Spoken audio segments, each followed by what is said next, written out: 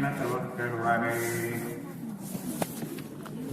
ونعوذ بالله من شرور أنفسنا ومن سيئات أعمالنا من يهده الله فلا مضل له ومن يضلله فلا هادي له ونشهد أن لا إله إلا الله وحده لا شريك له ونشهد أن سيدنا وحبيبنا وشفيعنا ومولانا محمدا عبده ورسوله صلى الله تعالى عليه وآله وسلم.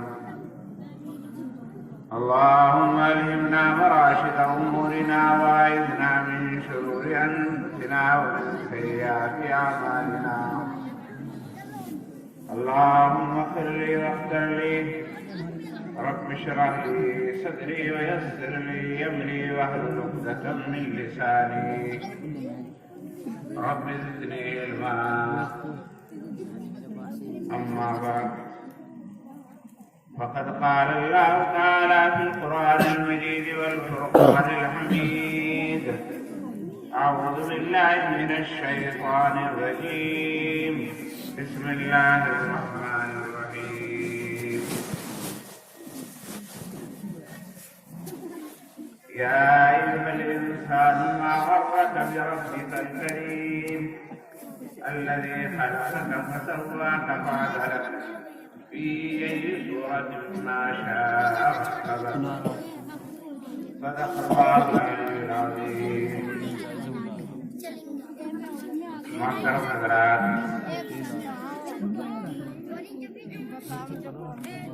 یہ جلسہ آپ کی تمنا، آپ کی محبت، آپ کے جذبہ ایمانی کا آغاز ہے. یقیناً کسی نے مجبور تو کیا نہیں ہوگا، اور یہ آپ حضرات کی طبیعت کے اندر یہ تقاضا پیدا ہوا ایک دینی جلسہ ہونا چاہیے. اس میں کچھ علماء آ جائیں اور اللہ اور اس کے رسول کی بات سنیں سنائیں. دنیا کے اندر لوگ اکٹھے ہو رہے ہیں مختلف عنوانات سے، اور بڑے بڑے مجمع ہو رہے ہیں. یہ بھی ایک مجمع ہے اللہ کے نام. ابھی پچھلے دنوں پتہ چلا کہ بڑی اکڑ میں کوئی سائیکل چلا رہا، اور سائیکل ایسی چیز ہے جو کسی نے نہ دیکھی ہو، ایسا سب نے دیکھا، اور چلانا بھی تقریباً سب لوگ جانتے ہیں، اور جو وہاں پہنچتے تھے وہ تو جانتے ہی ہیں. اور ساتھ بتانے والوں نے یہ بھی بتایا کہ جس جگہ وہ ہو رہی تھی وہاں کھڑے ہونے کی بھی کوئی جگہ نہیں دے رہی تھی. پوڑی سی تھی، گندگی تھی، بدبو تھی، مگر ایک شوق تھا کہ کھینچ کے لے کے چلا جاتا تھا. راتوں کو سردیوں کے زمانے میں، سردیوں کے آج سے زیادہ سردی وہاں چلے جاتے تھے بہت سارے نوجوان، بہت سارے نوجوان بچے جن کی زندگی کا ایک ایک لمحہ انتہائی قیمتی. وہ لوگ اپنا راحت اور آرام چھوڑ کر کے وہاں چلے جاتے تھے، اور پتہ نہیں کتنی دیر تک اسے سائیکل چلانے والے کو دیکھتے رہتے. چکر ہی تو کاٹنا ہے، وہ جب چکر کاٹ رہا ہے دیکھ رہے تھوڑا بہت کرتا برتن دکھا دیتا ہوں. حالانکہ یہ بات طے ہے کہ نہ سائیکل دیکھنے سے زندگی سنورتی ہے، نہ اخلاق سنورتے ہیں، نہ اعمال سنورتے ہیں، نہ کسی کی بگڑی ہوئی روزگار کی حالت سنورتی ہے، اور دنیا کا یا آخرت کا کوئی بھی فائدہ اس سے حاصل نہیں. کوئی یہ بات ہے. اور یہ تو نقصان ہے کہ اگر اسے دیکھتے رہیں گے اور بہت دیر تک کہ سردی بھی لگ سکتی ہے، سردی لگ جائے، بے آرامی ہو جائے، نزلہ زکام ہو جائے، یا پھر کم از کم اتنا ہی ہو کہ رات بھر جاگنے کی وجہ سے صبح کو سستی آئے، نماز چھوٹ جائے، اور پھر بعد کام پہ جانے والے کا کام پہ بھی جانے کو بھی نہ چاہے. یہ نقصان ہو سکتا ہے کہ جو مزدور رات کو ناجائز کر رہا ہو وہ دہاڑی چھوٹ جائے.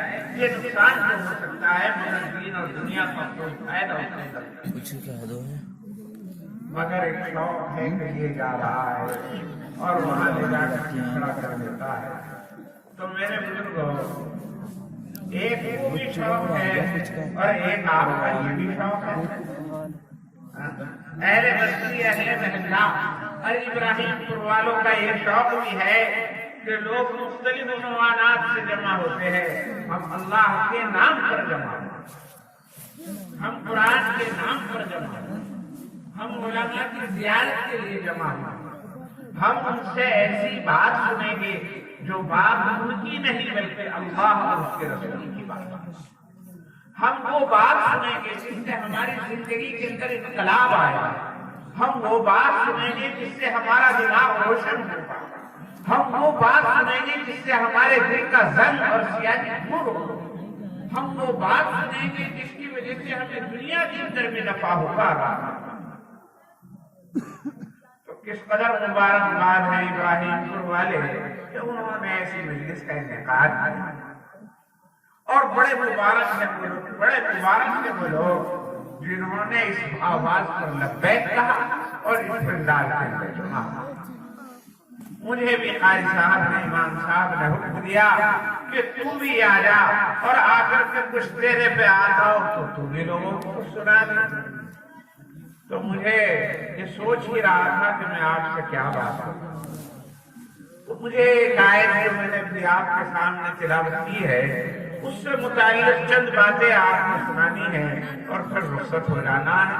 یہاں دوسرے بڑے بڑے علماء موجود ہیں، حضرت مولانا عبد الواحد صاحب، مفتی ریاست علی صاحب اور بھی کچھ ہوں گے، وہ حضرات موجود ہیں. تقریر تو ان کی ہوگی لیکن میں بھی تھوڑی سی بات کر کے رخصت ہو جاؤں گا.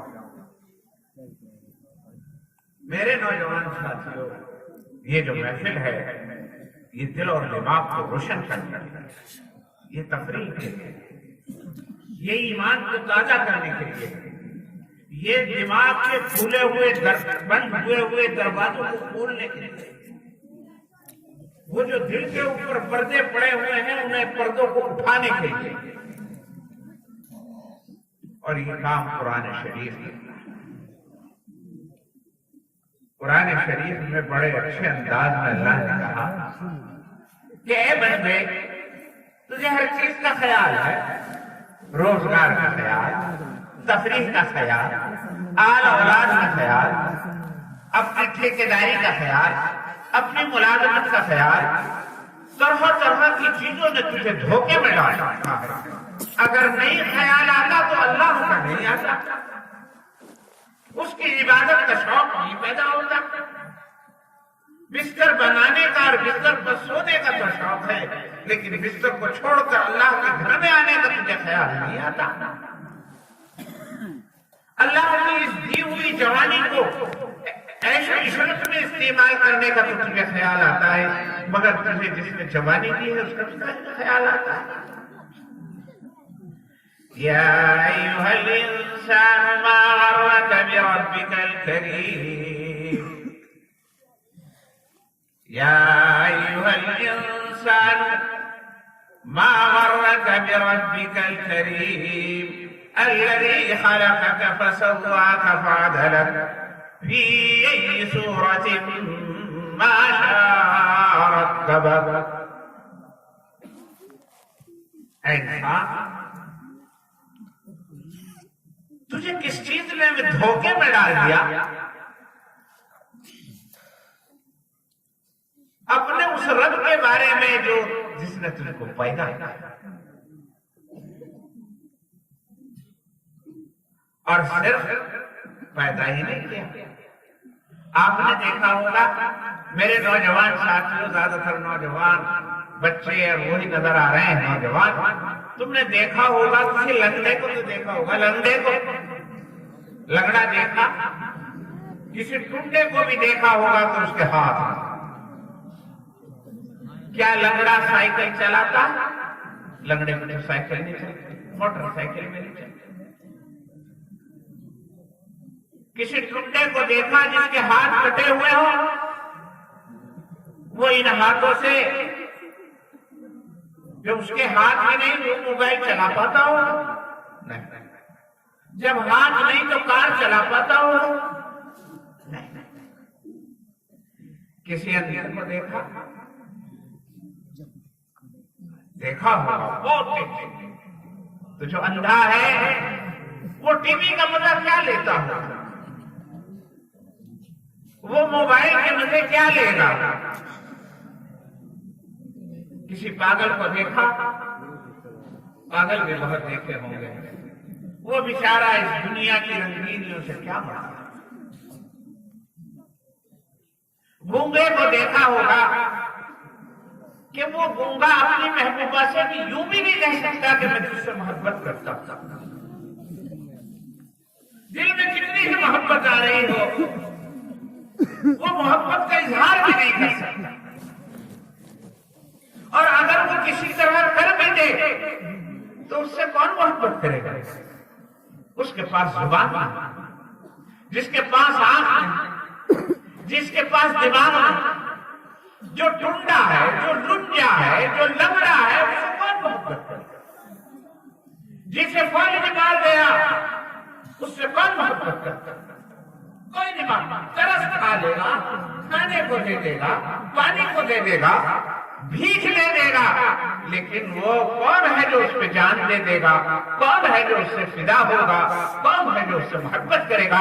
کون ہے جو اپنی جان کی بیٹی اسے دے دے گا؟ حالانکہ وہ لنگڑا ضرور ہو لیکن دل اس کا بھی ہے، تمنائیں اس کی بھی ہے، خواہشیں اس کی بھی ہے، آرزویں وہ بھی رکھتا ہے، دل میں محبت کے ہلکورے اس کے بھی چلتے ہیں، لیکن کوئی اسے محبت جتانے کا حق نہیں۔ آپ نے دیکھا ہوگا اندھوں کو، بہروں کو، لنگڑوں کو، لنجوں کو، پاگلوں کو آپ نے دیکھا ہے، لیکن کبھی سوچا ہے کہ لنگڑا لنگڑا کیوں ہو گیا؟ یہ اندھا اندھا کیوں ہے؟ یہ لنجا لنجا کیوں ہے؟ کیا وہ اپنی مرضی سے اندھا ہوا؟ کیا وہ اپنی مرضی سے لنگڑا ہوا؟ کیا اس نے اپنی آنکھوں کو اپنے ہاتھوں سے پھوڑا ہے؟ کیا اس نے اپنے ہاتھوں کو اپنے ہاتھوں سے کاٹا ہے؟ نہیں، کوئی ایسا جو جان بوجھ کر اپنی مرضی سے اندھا ہوا ہو، ایسا کوئی نہیں۔ تو جب اندھے کو دیکھتے ہیں تو دیکھ کر آپ کو سوچنا چاہیے کہ اپنی مرضی سے اندھا نہیں ہوا، کسی اور نے اس کو اندھا کیا۔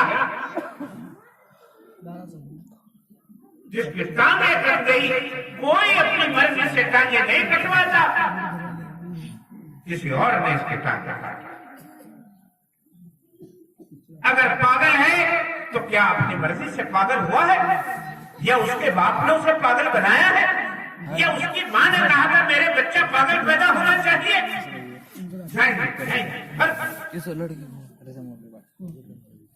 پھر کیوں ہوا یہ اس لیے ہوا کہ آنکھیں دینے والا، کان دینے والا، پیر دینے والا، عقل دینے والا، ریڑھ کی ہڈی کے اندر جان دینے والا کوئی اور ہے، ماں نہیں ہے، باپ نہیں ہے، بھائی نہیں ہے، رشتہ دار نہیں ہے، خود اپنی مرضی نہیں ہے، بلکہ یہ کسی اور کی مرضی کے تحت ہے۔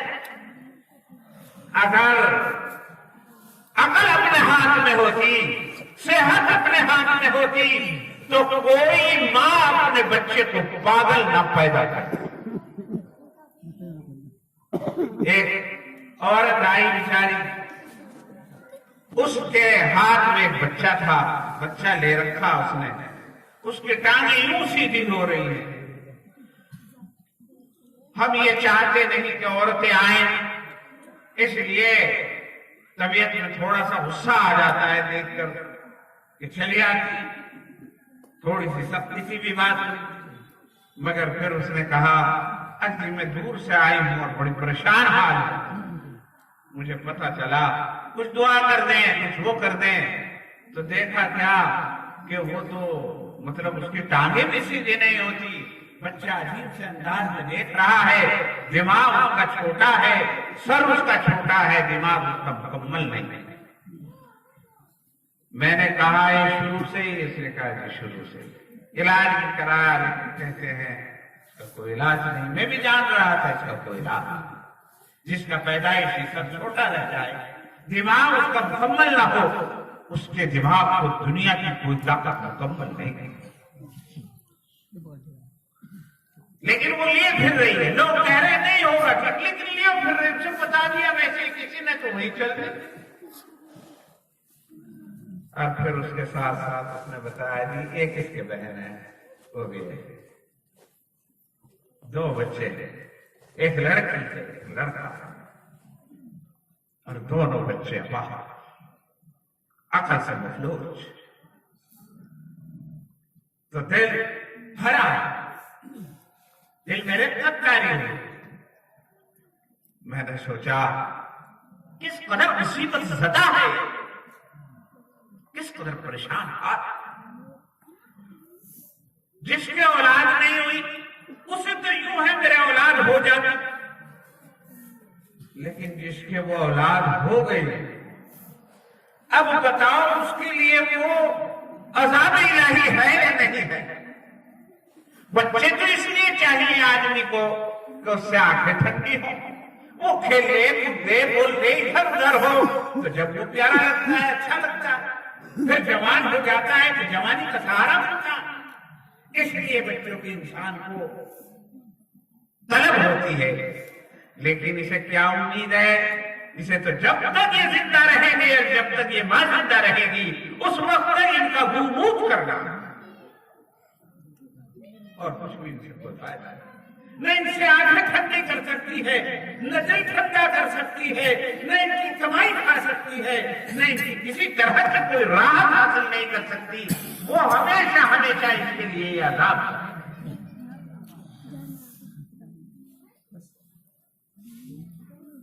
تو دیکھو اگر کسی ماں کے قبضے میں یہ بات ہوتی کہ ماں کسی کو دماغ دیا کرتی، تو کیا کوئی ماں اپنے بچے کو اپاہج پیدا کر سکتی تھی؟ نہیں انسان نہیں۔ اگر اس ماں کو یوں کہا جائے تو اپنا اتنی سی انگلیاں کٹوا دے، تیرے بچے کو جو ہے دماغ مل جائے گا، تو مجھے امید ہے کہ وہ اتنی انگلیاں کٹوا کر کے اپنے بچے کو دماغ دینے کے لیے تیار ہو جاتی کہ میں تو بغیر انگلیوں کے ہاتھ سے بھی زندگی گزار لوں گی، لیکن میرے بچے کو زندگی مل جائے، میرے بچے کو عقل اور شعور مل جائے۔ لیکن ہائے افسوس، یہ جو ہے اس کے بس کی بات ہے۔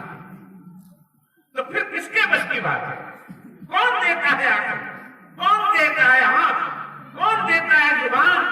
کون دیتا ہے ریڑھ کی ہڈی اور پیروں کے اندر جان؟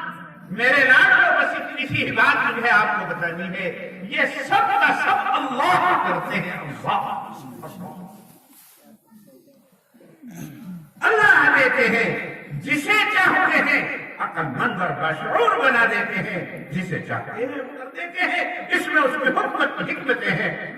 اللہ رب العزت نے 99% کو تو ٹھیک ٹھاک پیدا کیا اور 1% کے اندر مسٹیک لگا دی، اور وہ مسٹیک بھی اس لیے تاکہ جن کا دماغ صحیح ہے وہ اسے دیکھ کر عبرت حاصل کرے۔ ان فی ذلک لعبرۃ لأولی الابصار، اس کے اندر عقل مندوں کے لیے اللہ نے بصیرت۔ پھر انسان کو عقل تو خود ہی دے دی تھی، ان ساری چیزوں کے اندر سوچ کر وہ خدا کو پہچانے، اور جب وہ خدا کو پہچان لے تو خدا کی عبادت کرے، اور خدا کی عبادت کرے، خدا کے احکام مانے، اور خدا سے ایک لمحے کے لیے بھی حاضر۔ چونکہ جب ہمیں کوئی دنیا کی کوئی چیز دے دیتا ہے تو ہم اس کو غلام بنتے ہیں۔ کسی نے ہمارے یہاں بھوک مری تھی، فاقہ تھا، کچھ نہیں تھا، اور ہمیں ملازمت دلوا دی، بڑی اچھی، 30-50,000 روپے کی ملازمت، ساری دنیا ادھر سے ادھر ہو جائے لیکن اس کے احسان سے سب نہیں ہوتا۔ دیکھا کوئی کچھ اور کہتا رہے لیکن میرے پاس تو جو رونق ہے وہ اس کی دی ہوئی ہے، میں اس کے احسان سے نہیں ہٹ سکتا، میں اس کی محبت سے اور اس کی بات سے الگ نہیں ہو سکتا۔ تو جو تھوڑا سا بھی دے دیتا ہے تو اس کا احسان پہچانتا ہے۔ جس نے تجھے آنکھیں دی، جس نے تجھے کان دیے، جس نے تجھے پیر دیے، جس نے تجھے ہاتھ دیے، جس نے تجھے عقل دی، ایسی چیزیں دے دی جو دنیا میں دوسرا دے ہی نہیں سکتا، اس کو بھول جانا کس طرح دھوکے کی بات۔ چنانچہ اسی کو قرآن میں بیان کیا گیا، یا ایھا الانسان ما غرک بربک الکریم، اے انسان تجھے تیرے رب کے بارے میں کس نے دھوکے میں ڈال دیا، کس نے بھلا دیا تجھ کو؟ کون ہے وہ جس نے اللہ کے مقابلے میں تیرے پہ زیادہ احسان کر دیا ہو؟ کون ہے جو کسی پاگل کو عقل دے دے؟ کون ہے جو اندھے کو آنکھ دے دے؟ کون ہے جو فالج زدہ کو پیر دے دے اور ہاتھ دے دے؟ کون ہے؟ کوئی نہیں، ایک اللہ ہے جو مانتا ہے اس بات کو، اور پھر بھی تو اس سے دھوکے میں ہے اور سب کو یاد کرتا ہے، اسے ہی یاد کرتا ہے۔ یا ایھا الانسان ما غرک بربک الکریم، اے انسان کس نے تجھے دھوکے میں ڈال دیا اپنے پروردگار کے بارے میں؟ یہاں اللہ کے بارے میں نہیں کہا بلکہ رب کے بارے میں کہا، اور رب کہتے ہیں الذی یرب، جو پالتا ہے، پرورش کرتا ہے، پرورش کرتا ہے۔ اپنے پرورش کرنے والے کے بارے میں تجھے دھوکے میں ڈال دیا، اور پرورش بھی کرتا ہے۔ ایک تو ایسا پیسے لے کے پرورش کرے، اور ایک یہ ہے کہ اپنی بزرگی، اپنی کرامت کی وجہ سے کسی کے اوپر احسان کرتا ہے۔ کریم ہے، سخی ہے، بزرگ ہے، لالچی نہیں، مطلبی نہیں۔ یا ایھا الانسان ما غرک بربک الکریم، اے انسان کس چیز نے تجھے دھوکے میں ڈال دیا اپنے پروردگار کے بارے میں جو انتہائی کریم ہے، بزرگ ہے، سخی ہے، اور اخلاص سے کرنے والا ہے اور کسی طرح کا کوئی مطلب نہیں رکھتا؟ کس نے دھوکے میں ڈالا؟ الذی خلقک فسواک فعدلک فی ای صورت ما شاء رکبک، خلقک تجھے پیدا کیا، فسواک تیرے سارے پرزوں کو درست کیا، الگ الگ، فعدلک اور ان کے ساتھ پورا انصاف کا معاملہ کیا، فی ای صورت ما شاء رکبک، اور پھر کسی نہ کسی شکل کے اندر تمہیں جوڑ دیا۔ اللہ نے پیدا کرنے میں یوں ہی بھی نہیں، خلقک تجھے پیدا کیا،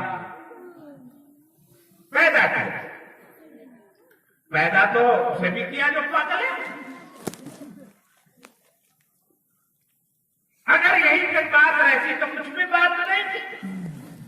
تجھے پیدا کیا، اسے بھی پیدا کیا جو تھا، اسے بھی پیدا کیا جو پاگل ہے۔ فسواک، لیکن تیرے تمام اعضاء کو درست بنایا، آنکھ بھی بنائی، کان بھی بنایا، دل بھی بنایا، دماغ بھی بنایا، اور فعدلک، اور ان تمام چیزوں کے ساتھ انصاف کیا۔ آنکھ کا انصاف یہ ہے کہ آنکھ مکمل ہو، روشن ہو۔ دماغ کے ساتھ انصاف یہ ہے کہ وہ پوری طریقے سے عقل سے روشن ہو، اور ہاتھ پیروں کے ساتھ انصاف یہ ہے کہ پوری طریقے سے تندرست اور توانا۔ اللہ نے تجھے پیدا کیا، پھر تیرے اعضاء کو درست کیا ایک ایک، اور ان کے ساتھ پورا انصاف کیا، تمام اعضاء کے ساتھ یعنی انہیں مکمل کیا، اور پھر ان اعضاء کو ایک دوسرے کے ساتھ جوڑ کر ایک شکل بنتا ہے. الذي خلقك فسواك فعدلك في أي صورة ما شاء ركبك. اور پھر کسی نہ کسی شکل میں بنا دیا. ذرا اسی پہ زیادہ بھی نہ جاؤ، اسی کے اندر غور کرو کہ اللہ رب العزت نے آدم کی تمام اولاد، کتنے کروڑوں اربوں لوگ ہیں، 5-6 ارب سے زیادہ ہیں ہم لوگ، ان کو وہی 2 آنکھیں، کسی کے 4 ہیں، وہی ایک ناک، وہی ایک منہ، وہی 2 کان، وہی پیشانی، سب. لیکن ایک ہی ماں، ایک ہی باپ، ایک ہی گھر کے اندر پیدا ہونے والے اگر 7 بچے ہیں تو 7 کے 7 بچوں کے ان یہی سارے اعضاء ہیں، لیکن ان کی شکلوں کے اندر کچھ نہ کچھ ایسی ترمیم ہے کہ ایک کو دوسرے سے پہچان. بہت کم، 1000 لاکھ میں بلکہ لاکھوں میں ایسا ہوتا ہوگا کہ بالکل 2 آدمی ایک شکل کے ہو جائیں، لاکھوں میں ایک ہوتا ہوگا کہ وہ پہچانے نہ جائیں، ورنہ ہر آدمی الگ پہچان. کس قدر عظیم شان ہے تیرا رب، جس نے صورتیں بنائی، کتنے ایٹم بناتا بنانے والا کتنے ڈھانچے بناتا، کوئی انجینئر کتنے سانچے بناتا، اور کہاں بناتا. سانچے بنانے کے لیے پہلے انجینئر سانچے بناتا اور الگ الگ بناتا اور ان کے اندر ترمیمات کرتا، جب جا کر کے وہ ہوتے. لیکن خدا بند قدوس نے بغیر بیرونی کسی سانچے کے پتہ نہیں کس طرح ایک ہی ماں، ایک ہی باپ، ایک ہی نل کا پانی پینے والے، ایک ہی کھیت کا کھانا کھانے والے، ایک ہی گھر کے اندر رہنے والے، اور 7 بچے جنے، اور 7 کے رنگ و نسل، در 7 کے وہی 2 کان، وہی 2 آنکھ، وہی ایک ناک، وہی ایک منہ، لیکن شکل پھر بھی الگ ہے. اور پھر نسلوں کے اعتبار سے بھی تھوڑا سا فرق کر دیا، یہ پہچاننے کے لیے کہ یہ تبت کا ہے، چین کا ہے، یا عرب کا ہے، یا حبشہ ایتھوپیا کا ہے، یہ ہندوستانی ہے یا بنگالی ہے، ان میں بھی تھوڑی سی ترمیم کر دی. اور بعض دفعہ ہم دیکھ کر کے پہچان لیتے ہیں، ہو نہ ہو یہ تو پہاڑی، یہ تو بنگالی ہے، اور یہ تو فلاں. کس قدر عظیم شان ہے رب الجلال، جس نے صورتیں بنائی اور اتنی مختلف فی ای صورت ما شاء رکبک، اور الگ الگ شکلوں اور سانچوں کے اندر تجھے ڈھالا. تو میرے بزرگوں، اللہ کہتے ہیں جس نے تجھے آنکھ دی، جس نے تجھے زبان دی، جس نے تجھے پیر دیے، جس نے تجھے آنکھ دی، اور جس سے تو سب کچھ تو کر رہا ہے مگر وہی نہیں کرتا جو اللہ کرتا ہے. آنکھ کو استعمال کرتا ہے، سب کچھ دیکھتا ہے مگر قرآن کھول کر کے نہیں دیکھتا. مجھے خیال ہے اور شاید صحیح ہو، چونکہ اپنے تجربے پر مبنی ہے، کہ لوگوں کے بہت سارے نوجوان ہمارے ساتھی یہاں بھی ایسے ہوں گے جو رات بھر موبائل کو چلا سکتے ہیں لیکن قرآن پاک کی 1 گھنٹہ بھی تلاوت نہیں کرتے. 1 گھنٹہ بھی تلاوت نہیں ہوتی. تو خدا کی آنکھ دی ہوئی کو اپنی مرضی کے مطابق تو پورا استعمال کیا، لیکن تھوڑی سی دیر تو کم از کم اللہ کی مرضی کے مطابق استعمال کر لیتا. تھوڑی سی دیر کے لیے تو کر لیتا، تھوڑی سی تو غیرت آ جاتی کہ صاحب لو صبح اٹھ کر کے تھوڑی سی دیر تلاوت کر لیتے ہیں، پھر ہی چلو دنیا کی چیزیں اور وہ کام کریں. تو میرے بزرگوں، یہ رزق جو اللہ نے دے رکھا ہے، یہ نرم بستر جو اللہ نے دے رکھا ہے، یہ جو اچھی اور پیاری نیند اللہ نے دے رکھی ہے، یہ سارا سب اللہ کا انعام ہے. اگر اللہ تکلیف ڈال دے، اگر اللہ بے چینی ڈال دے، اگر اللہ دماغ میں بے خوابی ڈال دے تو آرام کی نیند نہیں سو سکتا. تو اس لیے خدا کو یاد کر، اس کو یاد کر جس نے نرم بستر دیا، جس نے نرم لحاظ دیا، اور جس نے پیار، اور جس نے اللہ رب العزت نے تجھے نیند عطا فرمائی، اور جس نے سکون اور راحت کی زندگی عطا کی. اگر زندگی کے اندر کوئی تکلیف آ جاتی اور کسی کی کوئی بری خبر مل جاتی تو تجھے اسی بستر پر سونا نصیب نہیں ہوتا۔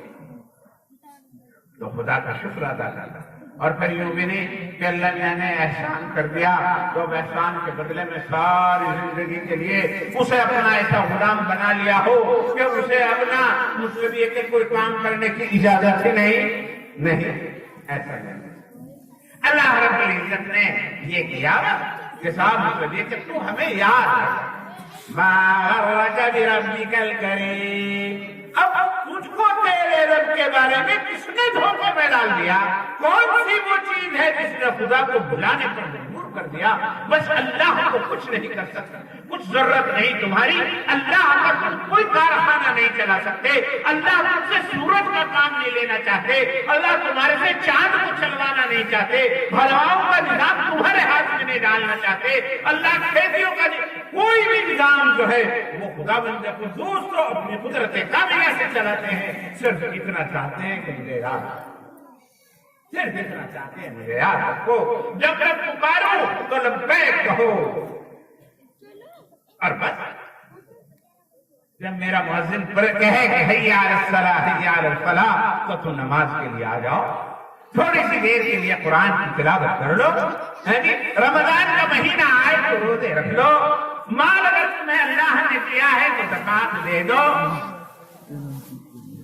لیکن ہمارا معاملہ کیا ہے؟ سب کچھ تو کریں گے، نماز نہیں پڑھیں گے، کھائیں گے تو سب کچھ، روزہ نہیں رکھیں گے، اور دنیا کی چیزوں میں شادی میں دوسرے سے بڑھ کر، سگائی میں اس سے زیادہ بڑھ کر، مکان بنانے میں تیسرے سے زیادہ بڑھ کر خرچ کریں گے، لیکن زکات دینا صحیح طریقے سے حساب لگا کر علماء سے پوچھ کر زکات دینے کا عمل نہیں کریں۔ حالانکہ زکات ہے کتنی؟ 1000 روپے میں صرف 25، اور شادی میں کتنے لگے؟ 1000 میں سے، اور وہ 1000 لگ کے اوپر سے بھی 1500 لگ جائیں گے۔ شادی بڑھیا ہونی چاہیے، وہ 1000 کے 1000 بھی لگ گئے اور اوپر سے بھی ادھار لگا کے 25 لگا دیے اور 1500 لگا دیے، لیکن اللہ رب العزت کے نام پر جب زکات کا معاملہ آیا تو پھر مطلب یہ کہ وہ 1000 میں سے 25 کے لیے دی جاتا۔ تو یہ خدا بندہ قدوس کے مقابلے میں دھوکے میں ڈالنے والی بات نہیں کیا؟ بس میرے بزرگوں مجھے اتنا ہی کہنا تھا، اور اسی میں اپنی بات ختم کرتا ہوں۔ دوسرے لوگ یہاں موجود ہیں، وہ بات کریں گے، مجھے تو یہ عرض کرنا تھا اور یہ یاد دلانا تھا کہ اے میرے نوجوان ساتھیوں اور اے میرے قریبی پڑوسیوں، اے ابراہیم پور کے رہنے والوں، اے نوجوانوں، تم نے اندھوں کو دیکھا، بہروں کو دیکھا، ٹنڈوں کو دیکھا اور لنجوں کو دیکھا ہے، تم نے کبھی غور کیا کہ اس نے مطلب یہ کہ وہ جو ہے اس نے اس کے ہاتھ پیر کس نے وہ کر لیے اور مجھے کس نے دے دیے؟ یوں غور کرو کہ مجھ پر میرے رب نے کرم فرمایا، مجھے آنکھ بھی دے دی، مجھے ہاتھ بھی دے دیے، مجھے پیر بھی دے دیے، تو جس خدا نے مجھ پر احسان فرمایا وہ اس کا مستحق ہے کہ میں اس کی عبادت کروں، میں اس سے ڈروں، اور میں جس طرح اس نے احکام کیے ہیں اس کے مطابق زندگی گزاروں اور اس کا عمل کروں۔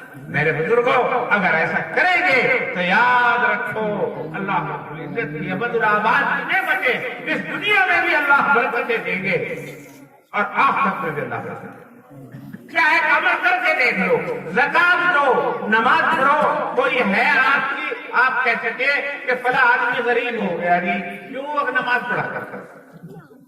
ایسا ہے کہ یوں کہہ دے کہ نماز پڑھنے کی وجہ سے اس کی زندگی دنیا لٹ گئی، ہاں لٹی ہوگی کسی کی تو اس وجہ سے لٹی ہوگی کہ جوا شراب پینے کی وجہ سے ہندوستان کے اندر تو تاریخ اور ہسٹری پڑی ہے کہ مہا بھارت کی جنگ ہو گئی، ساری دنیا کٹ گئی، کاہے کی وجہ سے؟ جوئے کی وجہ سے، عورت کی وجہ سے، پتہ نہیں کتنی لڑائیاں لڑی گئی، عیاشی کی وجہ سے برباد ہوتے ہیں لوگ، جوئے کی وجہ سے برباد ہوتے ہیں، شراب کی وجہ سے برباد ہوتے ہیں، الیکشنوں کی وجہ سے برباد ہوتے ہیں، لیکن کوئی نماز پڑھنے کی وجہ سے برباد نہیں ہوتا. اخلاق اور کسی کے ساتھ اس میں اخلاق کا برتاؤ کرنے کی وجہ سے برباد نہیں ہوتا. قرآن پاک کی تعلیمات تو وہ ہے، اس پر عمل کر لو، انشاءاللہ گارنٹی ہے ان اللہ لا یضیع اجر المحسنین، اللہ اچھے کام کرنے والوں کے اجر کو ضائع نہیں کرتا. نور دنیا میں بھی بہتر زندگی عطا کرتا ہے اور آخرت کے اندر بھی زندگی عطا کرتا ہے. من عامل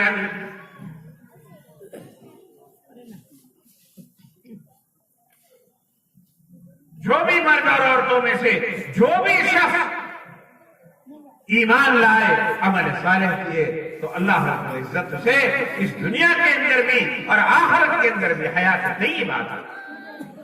وَلَنُحْيِيَنَّهُ حَيَاةً طَيِّبَةً، ہم اسے ایک پاکیزہ زندگی عطا کرتے ہیں.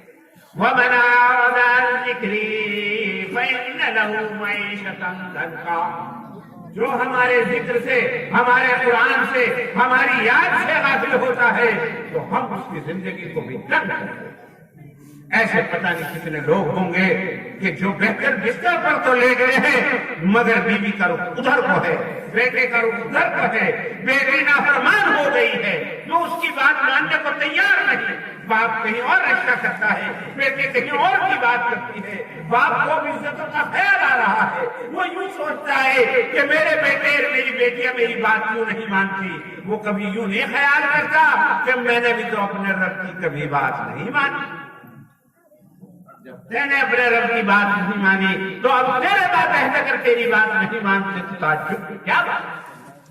فَمَنْ أَعْرَضَ عَنْ ذِكْرِي فَإِنَّ لَهُ مَعِيشَةً ضَنكًا، جو اللہ کے ذکر سے اعراض کرتا ہے اور اللہ کی بات نہیں مانتا اور اللہ کے قرآن کو بھلا بیٹھتا ہے تو اللہ رب العزت فرماتے ہیں کہ ہم اس کی زندگی کو تنگ کرتے ہیں. تو بس میرے بزرگوں انہی مختصر باتوں کے ساتھ میں اپنی بات کو ختم کرتا ہوں. خدا کو یاد کیجئے، سوچئے کہ جو نعمتیں اللہ نے ہمیں دے رکھی ہیں اور دوسرے کو نہیں دے رکھی، اللہ کا کتنا فضل ہے. تو جب اللہ کا فضل ہے، اللہ کا فضل ہے، اللہ کا کرم ہے تو اللہ کا شکریہ ادا کرو. اس سے پہلے کوئی سی بتاتا ہے، میرے گاؤں کے ایک صاحب تھے، دودھ کا بہت بڑا کاروبار تھا، بہت اچھا کر رکھے تھے اور زمین بھی تھی، وراثت میں جو ملی تھی خریدی بھی تھی. بس نوجوانی کی عمر میں ہی اس کے کینسر ہو گیا. اب کینسر ہونا تھا تو پتہ نہیں کہاں کہاں تک، کسی نے راجستھان میں بتایا، وہاں بھی گئے، پتہ نہیں کہاں کہاں تک بچارے گئے، لیکن ٹھیک نہیں. تو ایک روز بڑی حسرت سے انہوں نے کہا کہ کوئی مجھ سے 10 بیگھے زمین لے لے مگر مجھے اس سے کوئی شفا نہ،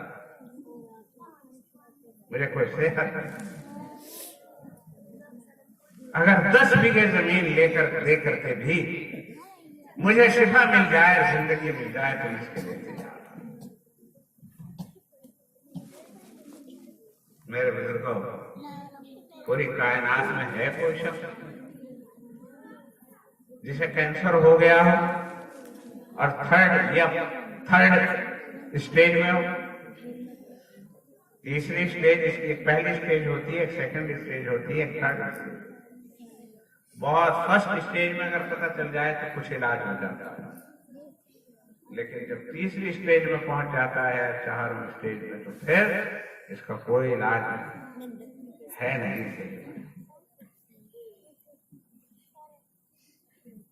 تو ہے دنیا کے اندر کوئی جو شفا کرتا ہے، 10 بھی 20 بھی بھی، لیکن اللہ کا فضل ہے آپ کو نہیں، ان کو نہیں، ان کو نہیں. تو جب تک نہیں ہے اس وقت تک یہ بس ویسے ہی ملا ہوا ہے. اللہ کا شکر ہے. اللہ اور میرے پیاروں سے بتاؤ تو صحیح، کیا پتا کس دن درد ہو اور اس درد کی تحقیق کے لیے ہم جائیں اور ڈاکٹر کچھ ایسی ویسی بات بتاتا ہے کسی کے پاس گارنٹی کہ جو مجھے تو کچھ ہونے کا نہیں. تو جب ہم ہر وقت خطرے پر کھڑے ہیں، زندگی اور موت کے خطرے پہ، پتہ نہیں کتنے لوگ ہنستے کھیلتے پھر رہے ہیں اور اچانک پتہ چلتا ہے کہ ہو گیا. تو میرے پیارو میرے اور آپ کے بارے میں کیا گارنٹی ہے کہ مجھے کچھ نہیں دے سکتا؟ پتہ نہیں کب کس وقت کیا ہو۔ اس لیے جب تک ہمیں اطلاع نہیں ملی اس وقت سے پہلے پہلے ہمیں اللہ سے ڈرتے رہنا چاہیے۔ اے اللہ تیرا شکر ہے تو نے مجھے صحت عطا فرمائی، اے اللہ میری صحت میں برکت کر۔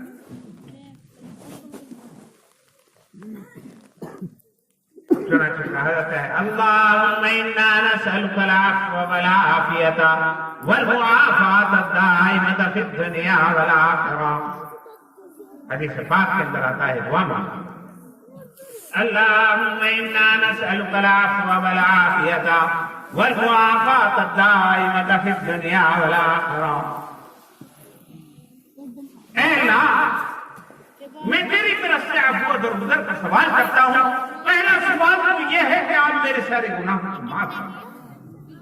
اللہم انا نسألک العفو والعافیۃ، اور عافیت عطا فرما۔ عفو کے معنی ہے تو معافی کے، پہلے تو معاف کر دینے کی ضرورت کی بات ہے، اور پھر عافیت امن چین عطا کر دینے،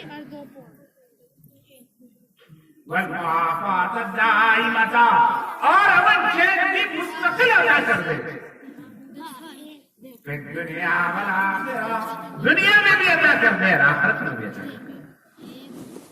میرے بیوی بچوں میں بھی عافیت، کیونکہ اگر بیوی بچوں میں گڑبڑ ہو گئی پھر کہاں عافیت رہے گی، پھر کہاں چین رہے گا؟ مال پہ اگر کوئی بات آ گئی تو پھر کہاں چین رہے گا؟ اور چین کا سوال کر رہا ہے، اے اللہ میں تجھ سے تیرے چین کا سوال کرتا ہوں۔ اللہم انا نسألک العفو والعافیۃ، اے اللہ میں تجھ سے معافی کا سوال کرتا ہوں اور عافیت کا یعنی امن چین کا سوال کرتا ہوں، والمعافاۃ الدائمہ، اور ایسا چین اور ایسی عفو درگزر جو ہمیشہ ہمیشہ سے بھی ہو، اور یہاں بھی ہو اور اس عالم میں بھی ہو، آخرت میں بھی ہو۔ میرے بزرگوں اس دعا کو یاد کر لو، یہ بڑے کام کی دعا ہے، سرکار دو عالم علی نبینا علیہ السلام کی زبان۔ اور جب ہم گرفتار ہو جاتے ہیں جی آپ دعا کر دیو، جی آپ دعا کر دیو، جی آپ دعا کر دیو، ٹھیک ہے دعا کرانی چاہیے، اس کا ثبوت ہے، لیکن بھائی خود بھی تو کچھ کرنا چاہیے۔ یہ سارا کام دوسرے ہم ہزاروں بار سیکھ لیتے ہیں، لیکن ہم جو ہے اللہ کے رسول کی بتائی ہوئی دعاؤں کو بھی سیکھ سکتے ہیں، چار جملے بھی سیکھ سکتے ہیں، انہیں بھی پڑھ سکتے، جس کے بارے میں امید ہے یہ زبان رسالت سے نکلی ہوئی دعائیں ہیں، اور ان کی بنیاد پر اللہ رب العزت زندگی کے اندر امن، چین، سکون اور صحت۔ اللہم انا نسألک العفو والعافیہ، اے اللہ میں آپ سے آپ کی عفو اور درگزر کا سوال کرتا ہوں اور امن چین کا سوال کرتا ہوں۔ امن چین میں ساری چیز آ گئی، عافیت میں ساری چیز آ گئی، عافیت فی المال ہو، عافیت فی الاولاد ہو، عافیت فی العہدہ و مرتبہ ہو، ساری چیزوں کی عافیت آ گئی، کیونکہ اگر روزگار ختم ہو جائے گا پھر کہاں چین، اولاد میں ٹھیک رہی تو کہاں چین ہے، اور مطلب یہ کہ وہ جو ہے وہ صحت ٹھیک نہیں رہی تو کہاں چین۔ تو عافیت کہہ کر کے اس میں ساری چیز اللہ سے مانگ لی، اے اللہ امن چین دے دیجو، یعنی ایسی زندگی جس میں کوئی دقت اور پریشانی نہ ہو، اور یہ جبھی ہو سکتا ہے نہ اولاد کو ہو، نہ جھگڑوں کو ہو، نہ کھیتوں میں ہو، نہ کاروبار میں ہو۔ اللہم انا نسألک العفو والعافیۃ والمعافاۃ الدائمۃ فی الدنیا والآخرہ، اور یوں بھی کہہ دیا کہ یہی نہیں بلکہ آخرت میں بھی وہ ہو۔ بس بات طویل اور لمبی ہو جائے گی، کافی دیر بات ہو گئی کرتے کرتے۔ اللہ رب العزت مجھے اور آپ کو سب کو عمل کرنے کی توفیق عطا فرمائے۔ یہ دعا یاد کریں، آپ بھی اور میری ماں بہنیں بھی وہ سب یاد کریں، اپنے بچوں کو سکھائیں، وہ بچے ابھی بھی ننھی ننھی زبانوں سے ابھی سے کہنا شروع کریں گے تو کافی میں تبدیل ان کے سلسلے میں اچھی اچھی باتیں اللہ لکھے گا، عمل لکھے گا، سکون لکھے گا، روزگار لکھے گا، صحت لکھے گا۔ تو میرے بزرگوں سیکھنے کی چیز چیزیں یہ ہے جس سے زندگی بنتی ہے.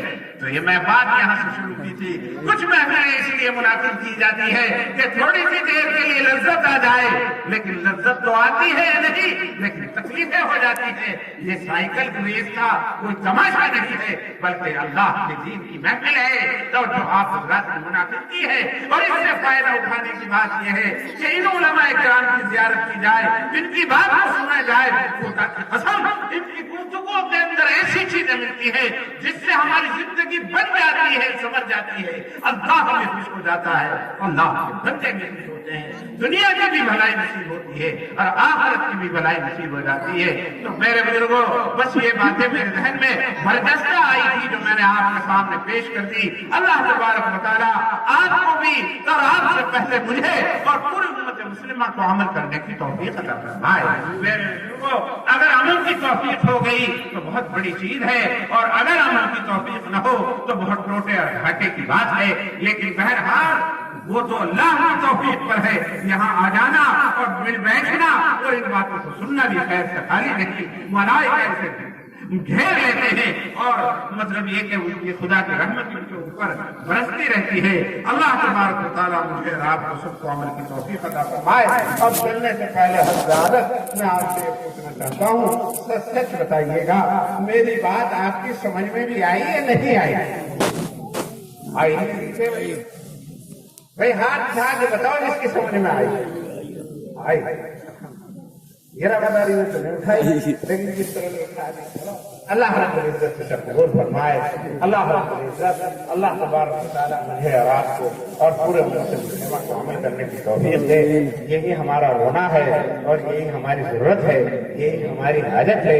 اور اسی کے لیے ہمارے بزرگان دین نے ان جلسوں کا انعقاد کیا ہے, محفلوں کا انعقاد زور دیا جاتا ہے. کسی نہ کسی آتی جاتی ہے, اور جب دل میں کانوں کے ذریعے دل میں پہنچ جاتی ہے تو کہیں نہ کہیں پڑی رہتی ہے. آج نہیں تو کل کسی نہ کسی دن یہ سابقہ سامنے آ جاتی ہے. اور